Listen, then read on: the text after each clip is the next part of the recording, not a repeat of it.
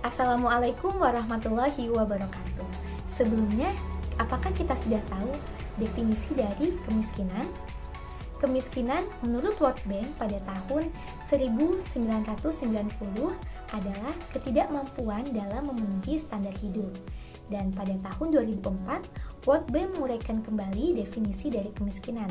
Kemiskinan adalah kelaparan, kemiskinan adalah ketidakmampuan untuk memiliki tempat tinggal, kemiskinan adalah tidak adanya akses menuju ke sekolah dan tidak mengetahui bagaimana caranya membaca, kemiskinan adalah tidak memiliki pekerjaan dan khawatir akan masa yang akan datang, kemiskinan adalah kehilangan anak yang disebabkan oleh penyakit dari tidak adanya air yang bersih, kemiskinan adalah tidak berdaya, tidak adanya keterwakilan, dan kebebasan.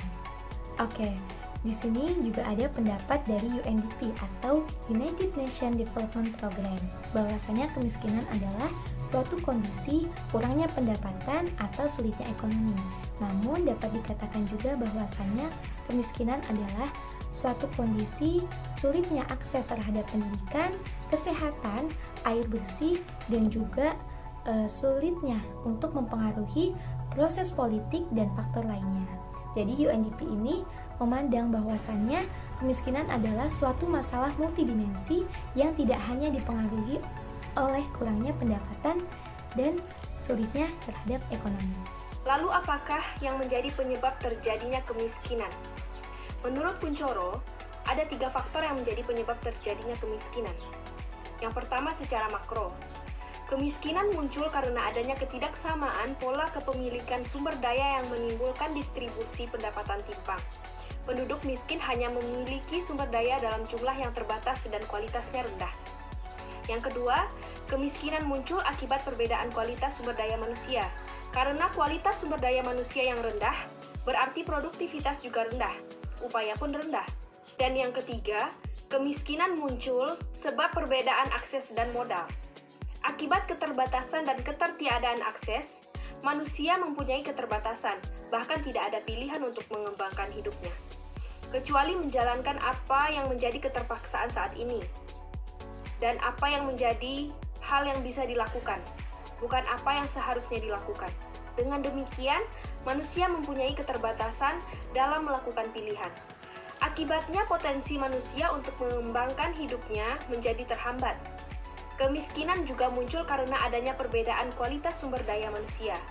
Karena jika kualitas manusia yang rendah, pasti akan mempengaruhi yang lain, seperti pendapatan. Tapi itu hanyalah masalah klasik. Sekarang penyebab kemiskinan adalah karena tidak mempunyai uang yang banyak. Berbeda dengan orang miskin, mereka tidak mempunyai uang yang banyak. Mereka tidak dapat bersekolah yang lebih tinggi karena mereka tidak punya uang lagi untuk membiayai uang sekolah, seperti masuk perguruan tinggi atau SMA.